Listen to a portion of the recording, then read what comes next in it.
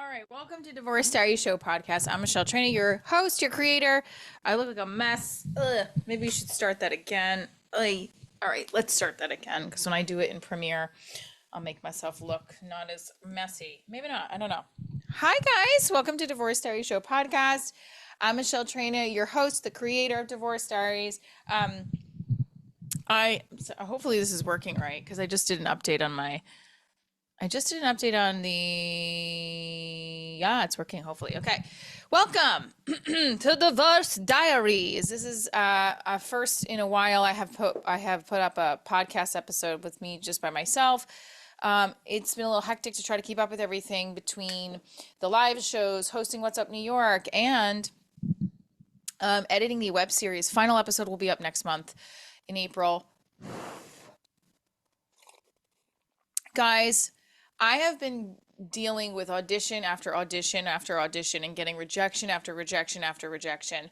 The crush that I have, I thought was going to go somewhere, has stayed stagnant, much like the laundry behind me and my towel that I just decided to throw up like I'm a guy in a college dorm room. But that's okay. The last couple of months, I'd say maybe 6 months, I've been going through a roller coaster of things emotionally. I'd say that when I was dating a guy back in September, and I can't really even say dating because we started out on a couple of dates and then I kind of reacted to him. And then in his isms that I was already noticing are red flags. And what I should have done was just say, look, this is what I need from you. Can you give it? And if you can't, let's take a break from each other. But I didn't. I was upset because I was starting an intimate relationship with somebody and I don't want to lose intimate relationship because I need it and I liked it. But that guy was just not putting in the effort. And for 5 months, I waited to see if he would come over to date and not say, well, you do stand up, I don't trust you. He was just, it was a disaster. So that period of time was focusing on kind of seeing where that was going and it went nowhere. Then I have a crush on somebody I met. I want to say crush because I don't think he knows I like him like that. I don't think. He's very good looking, so I don't know if he gets hit on. I'm assuming he gets hit on a lot because when I've been showing people his picture, they're like, "Oh, he's really cute." And every guy that I show to one of my friends or my cousins, they're like, "Michelle," like they never like my taste in men, and that's fine. But this guy, everybody's like, "Oh, he's really good looking." All right, he is. Oh, and he's very sweet and they're very kind and again, I've only met him like a couple of times in person, but we've messaged back and forth through social media. And, we did finally exchange numbers because we were meeting up again. And after we met up, it was nice-ish. Like he was DMing me more, but not texting me. But based off of my like Instagram stuff. I don't know. So I don't like my cousin and I talked today. He's like, the guy already told you he's not available emotionally, but he's showing interest as, a friend, I think. I don't know. I'm lost. Let's put it that way. As you can see, I'm lost when it comes to love and what I'm doing wrong in these auditions. And I don't even know if I'm doing anything wrong or it's just that, I'm not the right look, which is fine. I can't change my physical look. But I've been struggling with feeling like I'm not good enough. And I've been working in therapy with it and it has been helpful a little bit. But I think what happens is when I have one step forward, I immediately think I'm going to keep having steps forward. What I think happens is you have a step forward and then things get thrown in your face to test if you're going to if there's more work for you to be done in that place or if you can keep moving forward. I feel like I had one step forward and then 5 steps back. And I'm actually very curious to know more about what is going on with this guy where like why wouldn't he even ask me for a drink or a cup of coffee again? Or like, what's going on? But I also know that I don't want to feel rejection again, so I kind of don't want to know. I mean, him not talking to me for the last week is a very clear sign. Unless he thinks I don't want to talk to him, but I don't want to go down that rabbit hole. I just think that there's um possibly a lot going on for him, and there's maybe I'm not on his radar that way, which is fine. I know that my therapist said that you're very hopeful for love. I just I want to meet five of my crushes. Like I want to meet those types of guys, but five of them, and the ones that are emotionally available. And everyone says like surround yourself with the people you want to be around that are providing you with support and love and energy. I'm trying, I mean, I feel like I don't know what I'm doing wrong sometimes. Everyone's like, you have to put the energy out that you want to receive. I want a man who is handsome, that I'm attracted to, that makes me laugh, that makes me want to be a better person, that I make him want to be a better person, and that he doesn't want to take his hands off me, that he's a father and like a fucking good father, that he's not a pussy ass little bitch. Sorry. Meaning, he doesn't want me to change who I am because of his ego. Stand up, me creating my for my life. But is a man. I hate to say will take care of me, but will protect me, will support me, will back off if I need him to back off, will let me be independent, will be my dependent when I need one. I want that so bad. So badly. Not because the society says that I need one, because of what I've seen my parents had, what I see other people have who are in love and have their best friend as their life partner. Or I just want my career to be flooded with so much work and satisfaction that I can't even think about it. But the irony is part of my job as a stand-up comedian, and for me as a stand-up comedian, is I write about my life. There was a moment on stage I had a year and a couple months ago, where I was doing a bit about a guy that I felt rejected by. And the bit in the show of it was a Divorce Diaries live show went really good. And I remember waking up the next night, not giving a fuck about anything, but feeling so good about how my material went. Didn't care that I wasn't talking to that guy anymore. I didn't care that I wasn't there with a partner. I was feeling like I was progressing alone. And then I took two steps backwards and texted him a couple days later. But that feeling when I woke up in the morning, I want that. I don't want to feel like, why hasn't this guy texted me? Why is he not asking me out? I don't want that. And it's always with a guy for some reason. All the other guys that are asking me out or interested, I'm just like, no. It's a crush or a guy that I am maybe dating that I'm like, why isn't he? It's always that. It's always that thing. It's not. It's been a consistent statue in my 9 years post-divorce journey of I'm always with a guy who doesn't want to come into the house of Michelle Trina, hangs out in the lobby or walks around the corridor outside, but never comes in. That has been, and I feel like I'm going to give an example with these auditions too. I do the audition and my gut is telling me I'm not going to get it. Even though I keep forcing myself, no, you're going to get it. You're going to get it. You're going to get it. It says on all these manifestation videos, you have to really believe you're going to get it. Well, my question is, how do you really believe something when you doubt yourself so much? Physically, you can't get the doubt out of your head. It creeps in.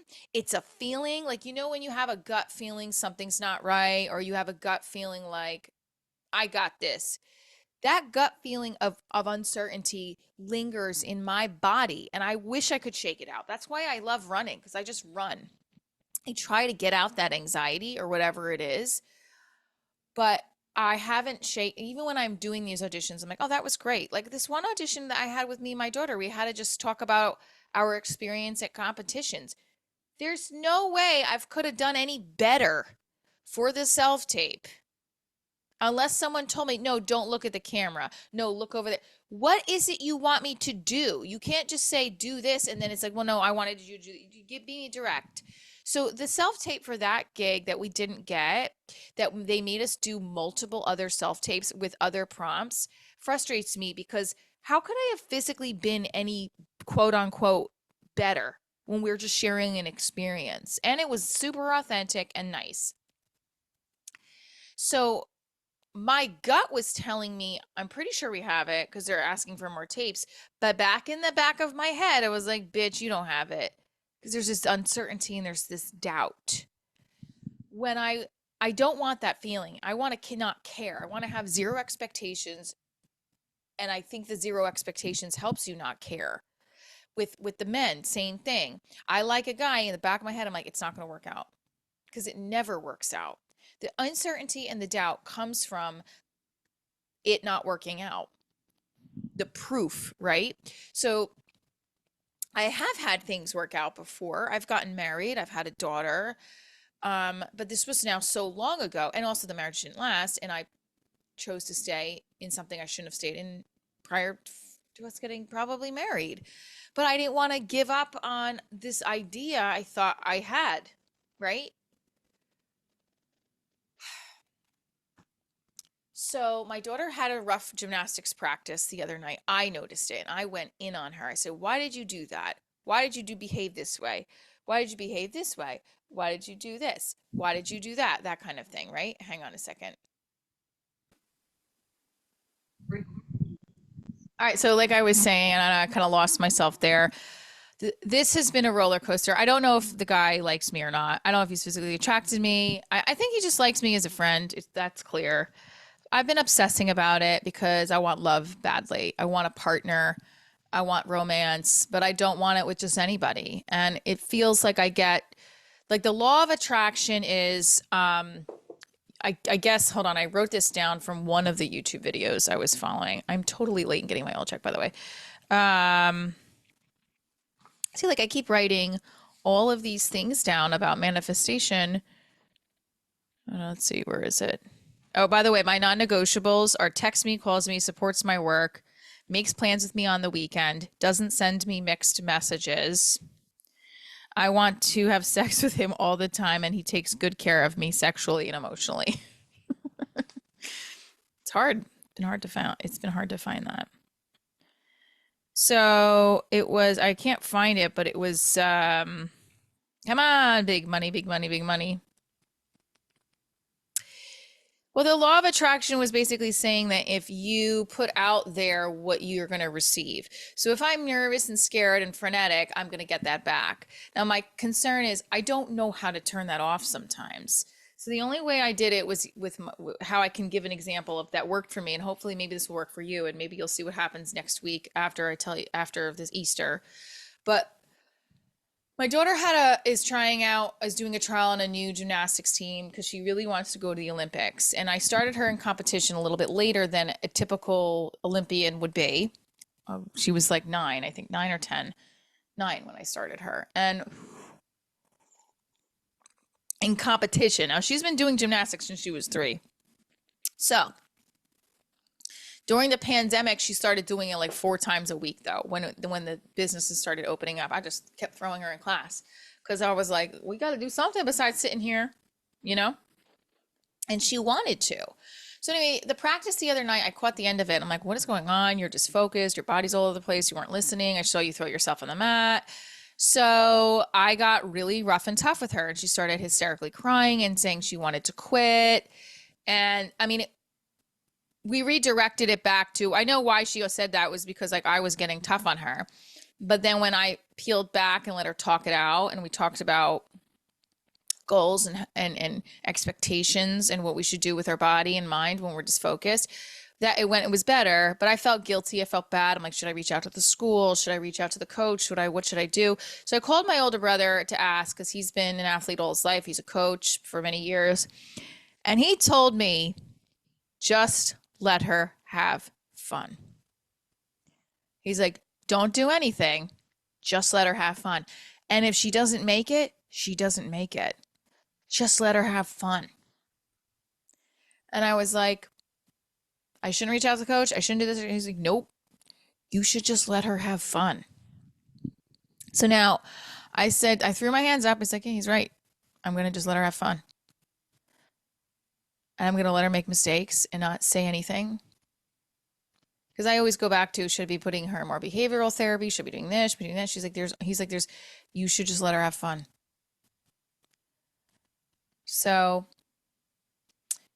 with my own techniques, I said, look, let's talk about some strategies. I gave her. So I did that. I did talk to her, did a little pep talk, didn't obsessively over it. I dropped her off. I did some work in my car, found out that I did not get the gig, so that sent me into a headspin. Went back to watch her for a little bit. She looked like she was doing fine, did some work in the car. I come back in at the end of the practice. She looks like she's killing it. And she did. She killed it at practice. And you know why I think that? My gut instinct was telling me, whatever the expectation is, whatever's going to happen, it is what it is. Because you know what? I had zero expectations last night. And that's the first time I feel like I went in like without anxiety. So like my brother told me to just have fun. And maybe that's something I need to do with the work part and with the love life, is like, just have fun. Instead of feeling all this rejection and fear and concern, maybe I need to go in with just have fun. Now, it's hard to think of fun with dating because it can be very depressing when you like somebody and they may not like you back the same way.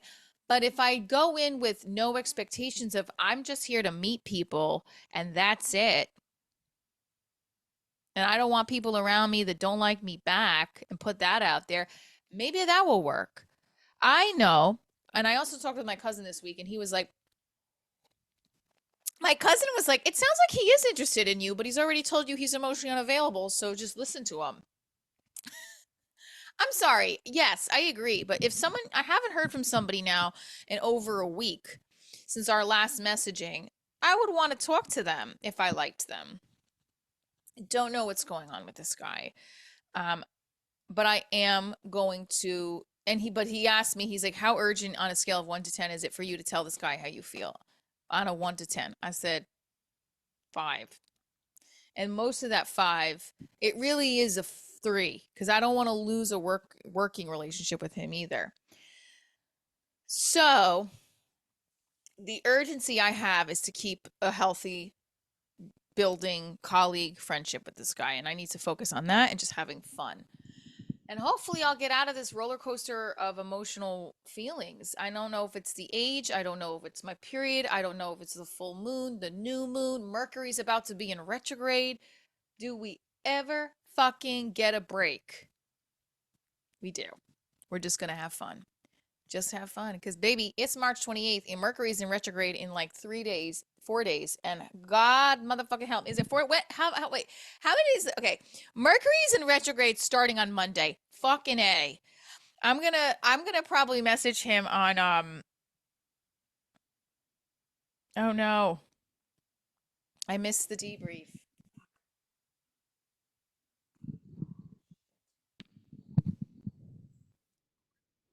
All right, so I just realized I messed up a time of meeting and missed the meeting.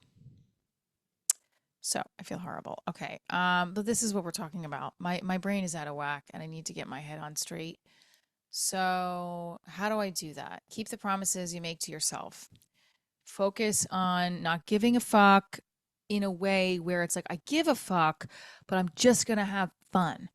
All right, guys, come see me in Kenosha, Wisconsin, April 11th. April 12th, I'm going to be in Chicago. I'm sorry, no, wrong. See? April 11th and 12th, Kenosha. April 11th is a Divorce Diaries show. April 12th, I'm headlining the club. And then April 13th is Chicago Divorce Diaries. May 11th is Auburn, Maine Divorce Diaries. Come see me. Love you guys. Stay tuned for more. I'm Michelle Traina. I'm a hot mess, but I'm going to say have fun being a hot mess. This is Divorce Diaries. Love you guys.